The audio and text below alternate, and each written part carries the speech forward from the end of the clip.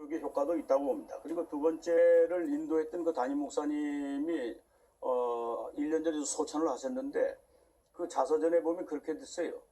그 니콜라이 교회에서 촛불 기도회를 한 것이 그야말로 겨자씨같이 작은 거였다는 거예요.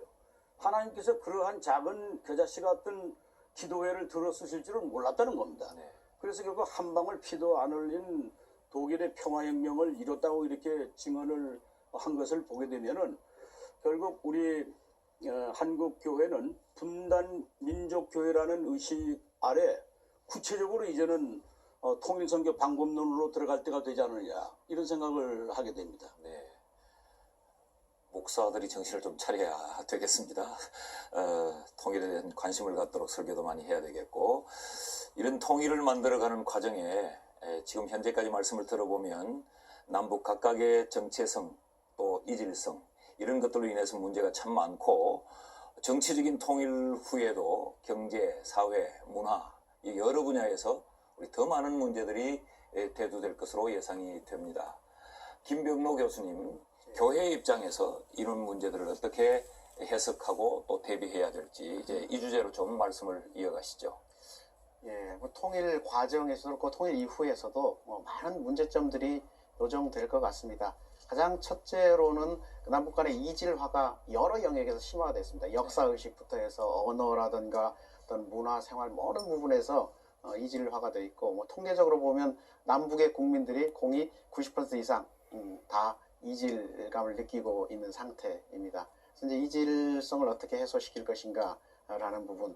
그 다음에 이제 빈부격차가 상당히 커질 것입니다. 북한이 경제적으로 굉장히 열악하고 또 한국의 경제는 세계 10위 수준이니까요. 남북이 교류하고 또 통일이 되면 이제 경제 문제, 빈부격차 문제, 또 양극화 문제 이런 문제들은 아마 첨예한 갈등 요소가 될 겁니다.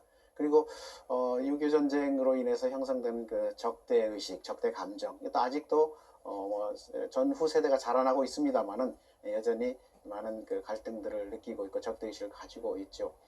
그리고 방금 말씀하신 이제 정체성 문제인데 정치적인 문제이죠. 남북의 국가 정체성이 우리는 이제 한국이라고 부르지만 북한은 조선이라고 부릅니다. 우리가 쉽게 북에 대해서 이제 북측 아니면 북한 이렇게 부르지만 우리 사회 밖을 넘어가면 북한이라는 말 사용하지 않습니다. 조선이라는 말을 사용합니다. 조선 평양. 그래서 그 조선이라는 그 국가 의식을 가지고 있는데 역사 의식도 그렇고요. 그런 부분에 대해서 통일이 되고 나면 이 정체성의 갈등 문제 아주 굉장히 심각하게 될 겁니다. 그래서 이런 문제들을 놓고 볼 때 과연 교회가 어떤 역할을 해야 될 것인지, 국가가 해야 될 부분도 있고 또 교회가 해야 될 부분도 있을 텐데요. 어쨌든 이런 미래 갈등이 많은 이런 사회 현상들을 우리가 내다보면서 교회는 아무래도 이제 사람들을 치유하고 어루만지고 같이 아파하고 끌어안고 또 복음을 전해야 되는 사명을 가지고 있는 분들이니까 여기에서 이제 여러 가지 갈등 과정 속에서 소외된 부분들 또 그런 사람들에 대해서 부모 안고 또 그 사람들에 대해서 지원을 어떻게 할 것인지 그렇게 하기 위해서는 계속 지속적인 교류, 소통 지금부터 추진을 해야 되겠고요. 경제 지원 협력도 모색을 해야 되겠고요. 아마 많은 부분들에 대해서 교회 역할이 클 거라고 생각합니다. 하실 말씀들이 많고 우리가 들어야 될 이야기들이 굉장히 많을 것 같은데 이제 이 생방송 시간이 제한되어 있단 말이죠. 우리 한 1분 내외로 마지막으로 통일 선교에 대해서 강조하고 싶으신 것이 있으면 한 말씀 해 주시죠. 우리 김병로 교수님부터 이렇게 차례로 좀 이어가시면 좋겠습니다. 교회는 제가 생각하기로는 그 세상과 다른 가치관과 또 다른 방식으로 살아가는 공동체입니다. 그런 점에서 국가가 추구하는 또 사회가 추구하는 것과는 상당히 다른 모습을 보여줘야 된다. 그렇게 생각합니다. 그런 점에서 우리가 70년 동안 한반도가 남북이 어찌됐든 대립을 하고 이 대립을 해소하지 못한 상태에 있지 않습니까?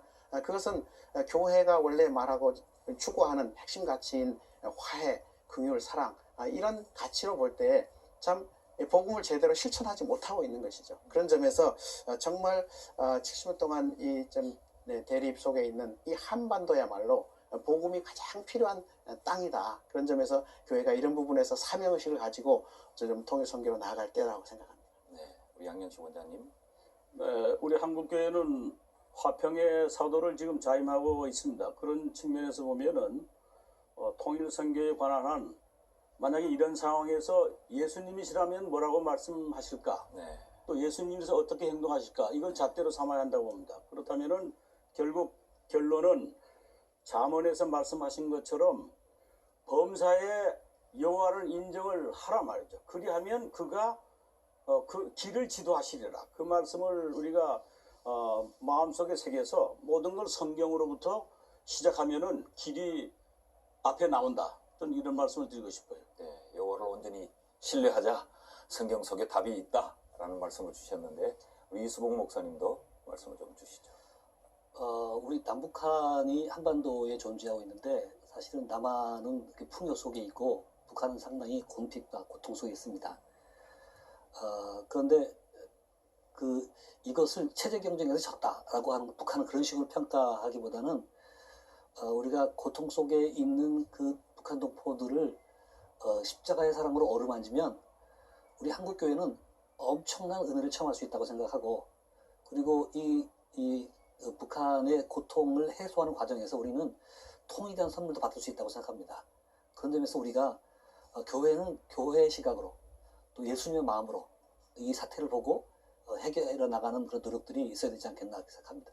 네. 통일 문제, 한국교회가 반드시 풀어야 될 문제이고 감당해야 될 숙제임에 틀림이 없습니다. 그럼에도 불구하고 우리가 처해 있는 정치적 현실은 경색 국면에 있고, 이런 가운데서도 교회는 이 일을 어떻게 돌파하고 해결해야 할 것인가, 오늘 여러 패널분들의 귀한 이야기를 함께 나누어 들었습니다.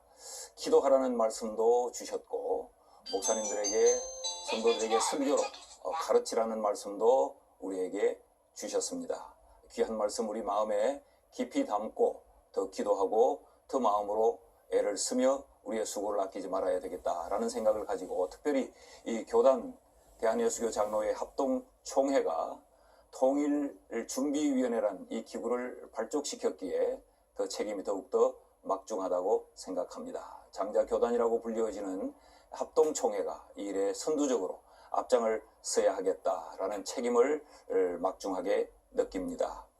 오늘 한국교회를 논하다는 한국교회 통일정책을 주제로 예장 합동 통일정책 심포지움을 진행했습니다.